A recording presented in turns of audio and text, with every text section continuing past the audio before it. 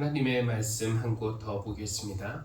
마가복음 10장 2절에서 12절 말씀입니다.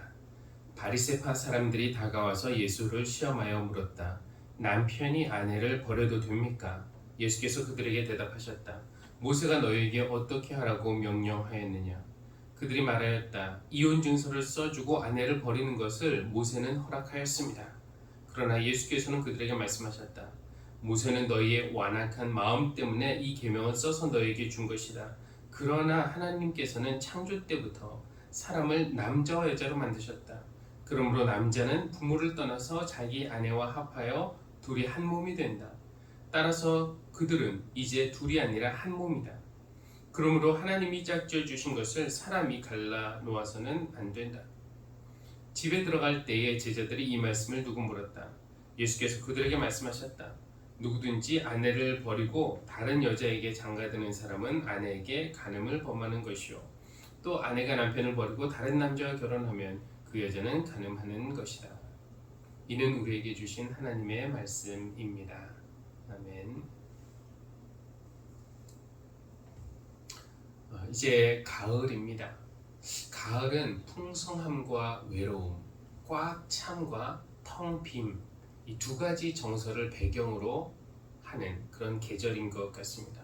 그래서 저는 가을이 싫기도 하고 또 가을을 매력적으로 느끼기도 합니다. 풍성함과 외로움, 어떤 것을 내 삶의 배경으로 삼느냐에 따라서 우리 마음이 덩달아 풍성해지기도 하고 또 한없이 외로워지기도 하는 그런 묘한 계절이 바로 가을이죠. 이 둘 사이를 오가는 우리의 마음이 어느 순간에는 꽉 찼다가도 또 갑자기 텅 비고 외로워지는 것이 마치 롤러코스터를 타는 그런 것처럼 느껴지기도 합니다. 그래서 우리가 가을을 탄다 라고 말하는 것일까요? 물론 가을을 탄다고 할 때 그 타다는 가을에 쉽게 영향을 받는다는 그런 뜻이겠지만 가을에 어떤 쓸쓸함과 외로움이 불쑥 제 마음에 찾아오면은 그 느낌이 마치 롤러코스터를 타다가 급하강할 때 속이 이상해지는 그런 느낌과 비슷합니다. 길어진 어둠, 짧아진 해, 해지는 서쪽 하늘, 차가워진 바람, 그 바람에 흩날리는 마른 낙엽들, 그리고 옷을 벗은 나무. 이런 가을 풍경은 제게 비록 가족이 있고 친구가 있고 교회가 있지만 문득 나는 궁극적으로 혼자라는 그런 쓸쓸함과 외로움을 느끼게 합니다. 사람들 중에는 내향적인 사람들도 있고요. 또 혼자만의 고독한 시간을 즐기는 사람도 있지만 그렇다고 외로움을 좋아하는 사람도 있을까요? 우리가 혼자 있는 시간에도 다른 사람들이 나를 생각해 주면 좋겠고 나를 잊지 않으면 좋겠고 내게 말을 걸어오면 좋겠다라는 그런 생각을 합니다. 외로운 것은 보기에 좋지 않아요. 그래서 그랬을까요? 첫째 날, 둘째 날, 여섯째 날까지 매일 무언가를 창조하신 하나님은 그 창조하신 것을 보시고 좋다라는 그 말씀을 반복하셨지만 어느 순간 보시기에 좋지 않은 것도 하나 있었습니다. 그것이 무엇이었죠? 남자가 혼자 있는 것이 보기에 좋지 않았던 것입니다. 외로워 보였던 것이죠. 하나님이 아담을 바라보시는 하나님의 마음이 그렇게 좋지만은 않았어요. 그래서 하나님이 그를 위해서 곧 여자를 만드셨다고들 보통은 생각하지만 사실은 그렇지 않습니다. 남자가 혼자 있는 것이 보기에 좋지 않으니 그에게 알맞는 짝을 만들어 줘야겠다라고 하시면서 하나님은 우선 각종 동물들을 만드셨습니다. 그리고 그 동물들을 인간에게 데리고 오셨죠. 사람은 그 동물들에게 이름을 붙여 주었고 그래서 동물들도 사람에게 그 남자에게 특별한 의미가 되었겠지만 근데 뭔가 충분하진 않았습니다. 남자의 심심함과 외로움을 달래주는데 조금의 도움은 됐을지 몰라도 짝 배필이 되어주지는 못했어요. 그래서 하나님은 남자를 깊이 잠들게 하셨고 그에게서 갈빗대 하나를 뽑고 그것으로 여자를 만드셨습니다. 그리고 그 여자를 남자에게로 데리고 오셨어요. 남자가 자고 일어나니까 아니 이게 웬일입니까? 자기 눈앞에는 지금까지 본 적이 없는 지금까지는 고양이, 개, 양, 소, 개구리, 독수리, 참새, 부엉이 이런 것들만 봤는데 그것들과는 전혀 다른 새로운 자기와 비슷한 그런 존재가 눈앞에 있는 것이었습니다. 그래서 감탄하면서 말하죠. 이제야 나타났구나 이 사람. 뼈도 나의 뼈, 살도 나의 살. 이 말 속에서 우리는 우리 인간에 대해서 아주 중요한 진실 하나를 발견할 수가 있습니다. 그것은 무엇입니까? 인간은 생명을 나눈 사이라는 것입니다. 좁은 의미로는 부부가 그렇지만 넓게 보면 모든 인간 사이의 본질이 이렇다는 거예요. 그대 없이는 나도 없는 존재. 너야말로 나를 완성시켜주는, 채워주는 존재라는 것입니다. 당신이 있기에 나도 있습니다 라는 그런 마음. 그냥 아담으로서도 하와가 있기에 자기의 존재가 완전해진 것이고요. 하와 처지에서도 아담 덕분에 자기가 있는 거 아닙니까? 우리가 지금 우리 눈앞에 있는 사람을 보면서 이 사실, 그대가 있기에 나도 있다 라는 이 사실을 깨달을 때 그때 우리 마음에 차오르는 감정이 고마움, 있어줘서 고맙다 라는 그런 고마움, 그리고 서로 끌리는 사랑의 마음 아니겠습니까? 이런 고마움과 사랑의 그 감정이 여러분의 마음에 또 여러분의 가정에 우리 교회에 차고 넘치기를 바랍니다. 이제 남자가 있고 여자가 있어요. 둘은 서로에게 속해 있고 서로 짝이 되어 주었습니다. 하나님이 그들에게 명령하시는데요. 생육하고 번성하라. 이거 명령치고는 어렵지 않죠. 누가 그러더라고요. 우리가 지켜야 하는 하나님의 계명들이 많지만 하나님이 인간에게 주신 첫 번째 명령, 그리고 또 우리 인간의 입장에서는 지키기에 즐거운 명령이 바로 이 계명이라고 말했죠. 생육하고 번성하라. 교회에서 성과 관련된 이야기는 자주 하진 않지만 여러분, 남녀 두 명을 세워놓고 두 분 생육하고 번성하십시오 이렇게 말하면은 그것은 구체적으로 무엇을 하라는 것입니까? 같이 밥 먹으라는 겁니까? 같이 춤추라는 겁니까? 아니죠. 우리는 말은 하지 않지만 생육하고 번성하라 라는 것이 무엇을 하라는 것인지 잘 알고 있습니다. 또 24절, 그러므로 남자는 아버지와 어머니를 떠나 아내와 결합하여 한 몸을 이루는 것이다. 아직 결혼하지 않은 그런 이들도 있지만 남자와 여자가 결합하여 한 몸을 이룬다는 것이 구체적으로 무엇을 의미하는지 우리는 알고 있습니다. 성이라는 것은 기본적으로 하나님이 인간에게 주신 선물이고요. 좋은 것이고 즐거운 것이고 아름다운 것입니다. 원래는 그렇습니다. 하나님이 우리에게 주신 모든 계명들이 한 몸을 이뤄라, 생육하고 번성하라는 계명처럼 즐겁고 또 지키기에 쉬운 것들이면 좋겠어요. 그런데 정말 그럴까요? 성에 대한 계명이 즐겁고 지키기 쉬울 것 같지만 결코 그렇지 않습니다. 오늘날 우리가 성에 관해 이야기하는 것을 부끄럽게 혹은 수치스럽게 불편하게 부담스럽게 생각하는 것은 성의 아름다운 면만 있는 것이 아니라 추한 면들이 너무나 많기 때문이고요. 그것은 우리가 성이라는 하나님의 선물을 잘못 다루었기 때문일 겁니다. 오늘 성에 대해서 길게 이야기할 생각은 없고 제가 여러분들의 개인적인 성생활에 대해서는 아는 바가 없지만 사회 전체적으로 볼 때 우리의 성생활에 문제가 있는 것만은 분명합니다.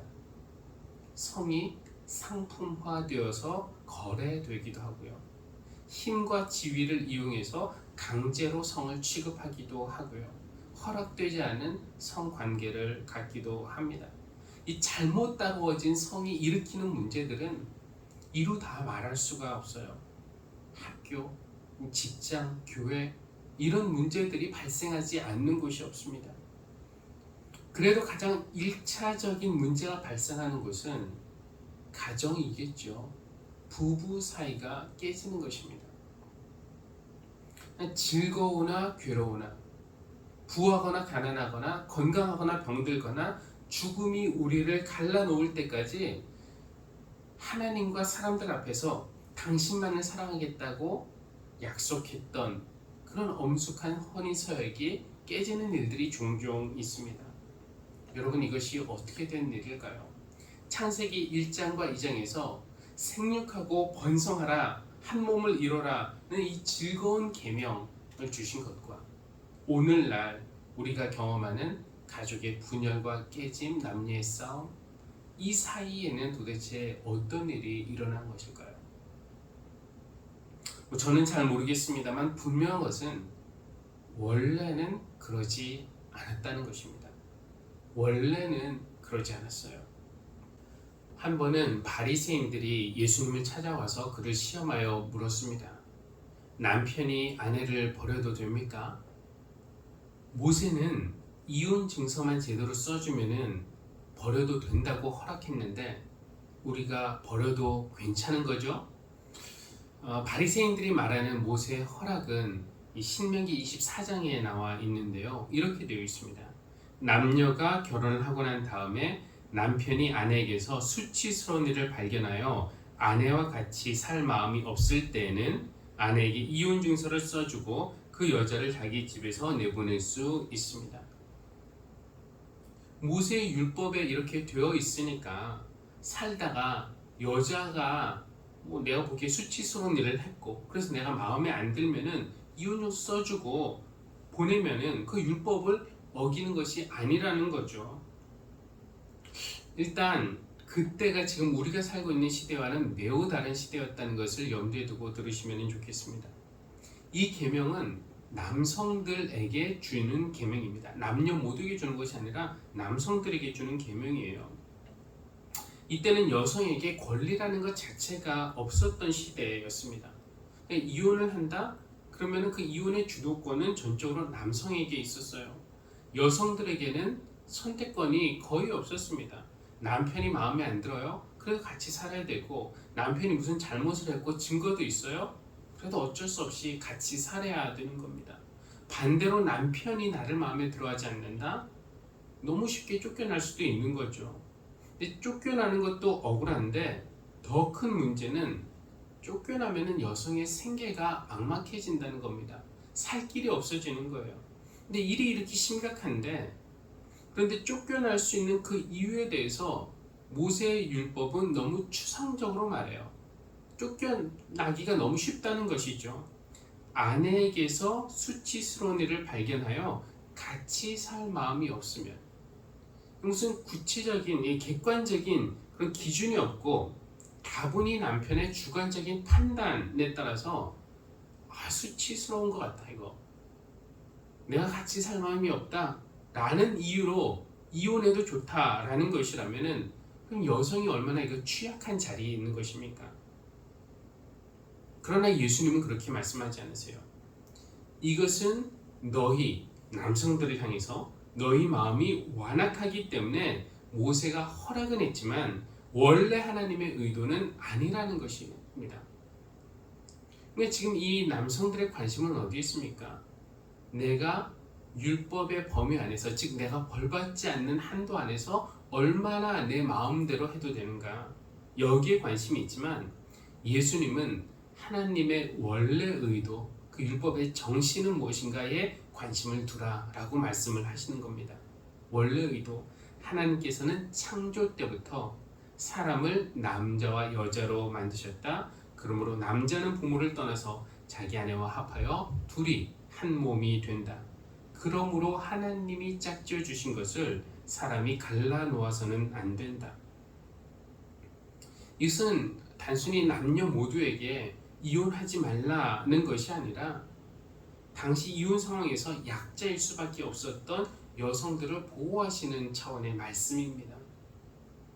사회적인 힘이 있는 남성들은 여성을 자기 마음대로 처분할 수 있는 소유물로 보았고, 나의 성적 욕망을 채우기 위한 도구로 보았고, 그래서 여성을 아내로 삼았다가도 수치스러운 일을 했다고 의심하고 내가 같이 살 마음이 없다고 판단하면은 부담 없이 버려도 되는, 그래도 내가 벌받지 않는 그런 존재로 본 것입니다. 그렇게 해도 하나님의 계명을 어기는 것이 아니기 때문에 벌을 받지 않는다고 스스로 위안을 삼고 싶어 했지만, 예수님은 당신들이 그렇게 생각하는 것은 당신들의 마음의 완악함을 드러내는 것일 뿐 하나님의 원래 창조 의도는 아니라는 거예요. 하나님이 원래 창조하신 그 마음, 그 의도는 무엇이냐? 남녀가 서로를 바라보면서 그대가 있기에 나도 있다 라는 깨달음으로 서로 고마워하고 서로 사랑하고 서로 하나가 되는 것입니다. 우리가 그런 사랑으로 살아가는 것이 하나님의 창조 의도입니다. 물론 우리 인간의 사랑에는 한계가 있어요. 하나님의 창조 의도대로 살고 싶지만, 그렇게 살려고 노력하지만 우리 사랑의 한계를 느낄 때가 있습니다. 혼인 서약할 때 그 마음, 어떤 상황에서도 끝까지 함께할 것이고, 아픔까지도 품어줄 것이고, 약점도 덮어줄 것이라는 그 마음은 그때는 진심이었어도 살다 보면은 우리 사랑의 한계를 테스트하는 그런 여러 가지 시험들과 문제들이 생깁니다. 부부들은 그런 문제들이 발생할 때 그것을 해결하려고 노력도 하고 참기도 하고 조언을 구하기도 하고 도움을 찾기도 하지만, 어느 순간에 이르면은 한계를 느끼면서 이혼이라는 아프고 힘든 그런 결정을 하기도 합니다. 오늘 예수님의 이 이혼에 대한 말씀은 어떤 경우에도 이혼하지 말라는 어떤 도덕적인 가르침일까요? 이혼한 사람은 하나님의 기준에 미달하는 자격 없는 사람이다 라는 그런 의도로 말씀하시는 것일까요? 아닐 겁니다. 우선 주님은 당시 남성 위주의 사회에서, 문화에서 법이 허용하는 범위 안에서 내 마음대로 하고 싶다고 생각해서 아내에 대한 책임에서 쉽게 벗어나려는 남성들에게 그렇게 하는 것은 하나님 뜻이 아니다 라는 것을 말씀해 주시기 위해서 이 말씀을 하시는 것이고요.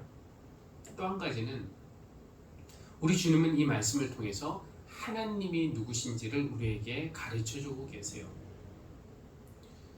오늘 우리가 예배를 시작하면서 오늘 내가 하는 일은 하나님이 기뻐하시는 일인가 우리가 늘 생각해야 한다고 했는데, 하나님이 기뻐하시는 것인지 알기 위해서는 우선은 하나님이 어떤 분인지를 알아야 하죠.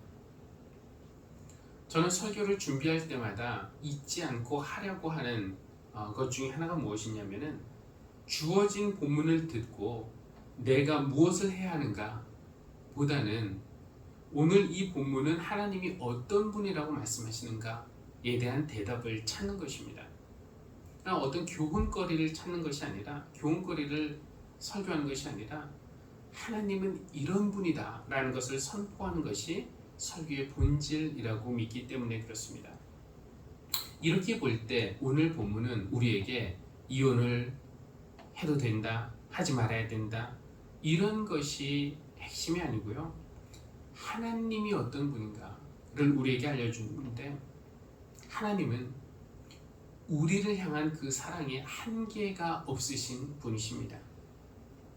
우리 인간과는 다르죠. 우리 인간의 사랑에는 한계가 있지만, 그래서 우리는 하나님이 허락하신 관계를 지키기 위해서 최선을 다하다가도 내 한계에 도달하면 여기까지 더 이상은 못해 라고 말하고 포기하고 헤어지기도 하지만, 우리를 향한 하나님의 사랑에는 한계가 없어요. 절대 하나님은 우리를 향해서 여기까지만, 포기, 이런 말씀을 하지 않으십니다.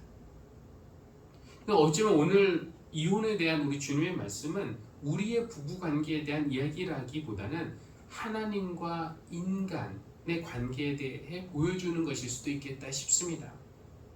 하나님과 우리 인간의 관계도 종종 남편과 아내의 관계로 비유가 되잖아요. 그렇게 볼 때 아내인 우리는 수도 없이 하나님을 배반했고 평생 하나님만을 섬기고 사랑하겠다는 숭고한 약속을 밥 먹듯이 어겼고요. 하나님 보시기에 수치스러운 일을 했고 하나님이 기뻐하지 않으실 일을 했습니다. 우리가 들고 나온 이 모세 율법대로 한다면은 하나님은 이미 오래전에 우리에게 이혼 증서를 써주고 우리를 포기하시고 내보내셨을 것입니다. 그러나 하나님은 그렇게 하지 않으셨어요. 왜냐하면은 하나님의 원래 의도는 우리를 사랑할 수 있을 때까지만 사랑하는 것이 아니라, 우리가 사랑스러울 때만 사랑하는 것이 아니라 우리의 자세나 태도의 변화 상관없이 영원히 사랑하기를 원하시는 것이 하나님의 의도입니다. 그러므로 하나님이 짝지어 주신 것을 사람이 갈라 놓아서는 안 된다. 이것은 남편과 아내에 대한 말씀이기도 하지만 우리와 예수님에 대한 말씀으로 읽어도 되지 않겠습니까? 세례를 통해서 예수님과 하나 된 우리, 하나님이 예수님과 우리를 하나가 되게 만드셨는데, 묶으셨는데 아무것도, 그 어떤 것도 그 사이를 갈라놓을 수 없다는 것입니다. 사도 바울이 로마서 8장에서 말씀한 것처럼 나는 확신합니다. 죽음도 삶도, 천사들도 권세자들도, 현재일도 장래일도, 능력도, 높음도, 깊음도, 그 밖에 어떤 피조물도 우리를 우리 주 예수 그리스도 안에 있는 하나님의 사랑에서 끊을 수 없습니다. 오늘 본문과 일맥상통하는 복음입니다. 여러분, 그래서 우리는 누구입니까? 우리는 이혼 증서를 받고 쫓겨나도 버림받아도 할 말 없는 배우자, 하나님께 신실하지 못했고 수치스러운 일을 했고 기쁨이 되지 못하는 그런 사람들이지만, 오늘 본문이 우리에게 들려주는 복음은 하나님은 우리를 끝까지 사랑하신다는 것, 우리를 향한 하나님의 사랑에는 한계가 없다는 것, 그래서 아무것도, 그 어느 누구도 주님 안에서 우리를 향한 하나님의 사랑을 우리에게서 끊을 수 없다는 것입니다. 교회 여러분, 우리가 창조절기 보내고 있는데요, 창조주이신 하나님의 창조 의도, 우리를 창조하셨던 그 하나님의 마음과 의도를 우리가 더 알기를 바랍니다. 우리는 단절 속에서 외롭게 살아가고 있지만 그것은 원래 하나님의 창조 의도 아닙니다. 우리는 다툼 속에서, 미움 속에서 살고 있지만 하나님의 창조 의도가 아닙니다. 우리는 벌받지 않는 한도 안에서 내 멋대로 살고 싶어 하지만 원래 하나님의 뜻은 그것이 아닙니다. 우리가 외롭게 있는 것이 보기에 좋지 않아서 짝을 주셨고, 가족을 주셨고, 친구를 주셨고, 이웃을 주셨고, 교회를 주셨는데, 이 모든 이들과 더불어 하나님이 원래 창조하셨던 의도대로 고마워하면서 사랑하면서 하나가 되어서 행복하게 보내는 것이 하나님의 창조 의도입니다. 가을인데요, 외롭고 쓸쓸한 계절이 될 수도 있지만 하나님의 한량없는 사랑과 은혜 덕분에, 그리고 그 사랑으로 함께 살아가는 우리 주변에 있는 사람들 덕분에 풍성하고 충만한 그런 가을을 보내시기를 바라고요. 그리고 나로 인해서 누군가의 외로움을 달래주고 채워주는 그런 교회가 되기를 우리 주님의 이름으로 기원합니다. 아멘. 기도하겠습니다. 창조주 하나님, 고맙습니다. 우리를 향한 하나님의 창조 의도는 부부든지 부모 자녀이든지 친구든지 교인이든지 이웃이든지 서로를 바라보면서 감탄하고 서로를 고마워하고 서로를 사랑하고 함께 기쁘고 행복하게 사는 것임을 깨닫습니다. 그러나 우리 마음이 죄로 물들었고 우리 사랑에 한계가 있어서 사랑해야 할 사람들 사이에서 오히려 아픔과 상처를 주며 또 관계를 깨뜨렸습니다. 자비하신 하나님, 우리를 용서하시고 우리를 고쳐주시고 우리를 새롭게 하여 주셔서 다시 하나님이 창조하셨던 그 모습대로 그 의도대로 살아갈 수 있도록 은혜를 베풀어 주십시오. 무엇보다 하나님과 우리의 관계를 생각할 때 그동안 우리가 행한 일들을 보면 버림받아도 할 말이 없지만 그런 우리를 끝까지 사랑하시며 또 아무것도 하나님과 우리를 끊을 수 없다고 선언해 주시니 감사합니다. 그 사랑에 대한 고마움과 감격으로 우리도 서로를 사랑하고 받아들일 수 있는 그 능력을 더해 주시기를 기도합니다. 예수님의 이름으로 기도합니다. 아멘.